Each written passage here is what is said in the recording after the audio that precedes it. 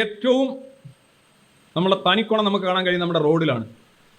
നമ്മൾ പാർക്ക് ചെയ്യുന്ന രീതി, നമ്മൾ ഓവർടേക്ക് ചെയ്യുന്ന രീതി, നമ്മൾ ഹോണടിക്കുന്ന രീതി, നമ്മൾ തന്തയ്ക്ക് വിളിക്കുന്ന അല്ലേ, നമ്മുടെ സ്ഥിരമാണല്ലോ. അപ്പോൾ തന്തയ്ക്ക് വിളിക്കുന്നു, മറ്റവൻ കേൾക്കുന്നു, കാര്യം ഇത് നമുക്കിതാണ്. നമ്മൾ പുറത്തൊക്കെ ചെന്ന് കഴിഞ്ഞാൽ ഹോൺ അടിക്കുന്നതേ കാണില്ല, ഹോൺ അടിക്കുന്നത് തന്നെ ചീത്ത വിളിക്കുന്നതായിട്ട് അവരെടുക്കുന്നത്. പിന്നെ വിൻഡ് സ്ക്രീൻ മാറ്റിയിട്ട് തന്തയ്ക്ക് വിളിക്കുക ഒന്നുമില്ല, ദേ ഡോണ്ട് കെയർ. അവരൊക്കെ ഒരുപാട് മുന്നോട്ട് പോയി, ഒരുപാട്. ഒരുപക്ഷെ അവർ പണ്ട് ഒരു നൂറ്റാണ്ടിന് മുൻപ് അവരും ഇങ്ങനെ ആയിരിക്കും, തടഞ്ഞു നിർത്തി തന്തയ്ക്ക് വിളിക്കലൊക്കെ ആയിരിക്കും, താത്ത. ഏറ്റവും മോശമായ രീതിയിലാണ് നമ്മുടെ റോഡുകൾ ഉള്ളത്. ഒന്ന്, രണ്ട്, നമ്മൾ വണ്ടി ഓടിക്കുന്നു,